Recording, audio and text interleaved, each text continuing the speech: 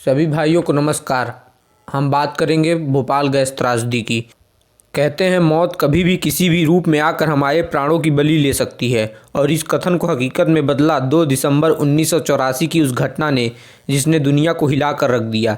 देश के इतिहास की सबसे दर्दनाक और भयानक घटना जिसने पूरे भारत को हिला कर रख दिया, वह घटना थी भोपाल में 2 दिसंबर 1984 को घटित भोपाल गैस त्रासदी। भारत के इतिहास में वह काला अध्याय जिसे शायद ही कभी भुलाया जा सकेगा।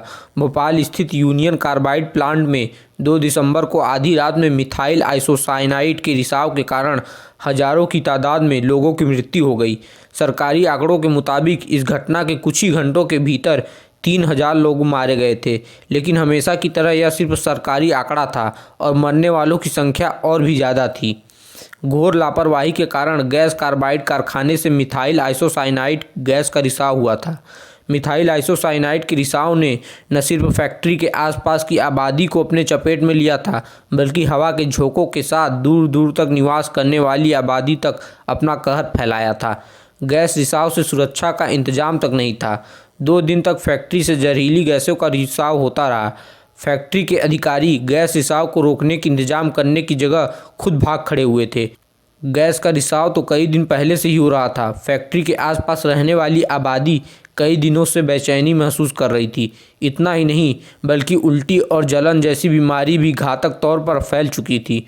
उदासीन और लापरवाह कंपनी प्रबंधन ने इस तरह मिथाइल गैस आधारित बीमारी पर गौर ही नहीं किया था। मिथाइल आइसोसाइनाइड गैस की चपेट में आने से करीब 15,000 लोगों की मौत हुई थी। 5 लाख से अधिक लोग घायल हुए थे।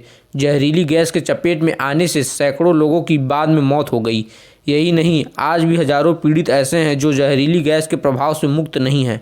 भोपाल गैस कार्बाइड के आसपास की भूमि जहरीली हो गई है। सबसे बड़ी बात यह है कि भोपाल गैस कांड के बाद में जन्म लेने वाली पीढ़ी भी मिथाइल गैस के प्रभाव से पीड़ित है, और उसे कई खतरनाक बीमारियां विरासत में मिली हैं। इस हादसे ने देश को झकझोर कर रख दिया। लेकिन इससे भी दर्दनाक था इस मामले में सरकार का रवैया।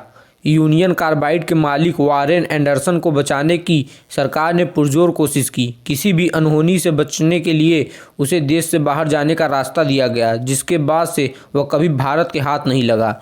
और तो और न्यायालय ने भी अपने फैसले से उन तमाम लोगों की मौत का मजाक बनाया जिसमें उसने 7 दोषियों को 2 साल की सज़ा और 1 लाख रुपए से अधिक का जुर्माना लगाया।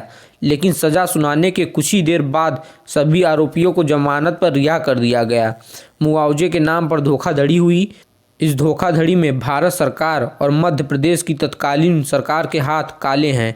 यूनियन कार्बाइड कंपनी के साथ सुप्रीम कोर्ट की मध्यस्थता में मुआवजे के लिए एक समझौता हुआ था। समझौते में एक तरह से भोपाल गैस कांड के पीड़ितों के साथ अन्याय ही नहीं हुआ था, बल्कि उनके संघर्ष और भविष्य पर भी नकेल डाली गई। जबकि यूनियन कार्बाइड को कानूनी उलझन से मुक्त कराने जैसी शर्त को माना गया था। दुनिया की सबसे बड़ी औद्योगिक त्रासदी और 15,000 से ज़्यादा जानें छीनने वाली व 5 लाख से ज़्यादा लोगों को अपने घातक जन्म लेने वाली इस नरसंहारक घटना की मुआवजा राशि मात्र 713 करोड़ रुपए। भारत सरकार की अति रुचि और यूनियन गैस कार्बाइड कॉरपोरेशन के प्रति अतिरिक्त मोह ने गैस पीड़ितों की संभावनाओं का गला घोट दिया। सबसे बड़ी बात तो यह कि नरसंहारक घटना में सैकड़ों लोग ऐसे मारे गए थे जिनके पास न तो कोई रिहायशी प्रमाण थे और न ही नियमित पते का पंजीकरण था। ऐसे गरीब हताहतों के साथ न्याय नहीं हुआ, उन्हें मुआवजा भी नहीं मिला।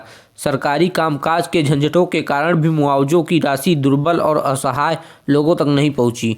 देश में ऐसी घटनाओं के प्रति जितनी मानवीय संवेदनाएं होती हैं, उतनी सरकारी राहत नहीं मिल पाती। इस घटना ने कई की आंखों को तो गीला किया, पर सरकार ने उन आंसुओं को और भी बढ़ा दिया। यह इस देश की हकीकत है कि यहाँ मौत जिंदगी से सस्ती है। किसी आपदा या घटना में मरने वालों को सरकार 4-5 लाख देकर अपना दायित्व निभा देती है, और यह भूल जाती है कि उस इंसान की ज़िंदगी उसके घर वालों के लिए कितनी महत्वपूर्ण थी। आप इस बारे में क्या सोचते हैं? नीचे कमेंट बॉक्स में कमेंट करके ज़रूर बताएं। अगर वीडियो अच्छा लगा हो तो वीडियो को लाइक करें और चैनल को सब्सक्राइब कर लें। जल्द ही मिलेंगे एक नए वीडियो में।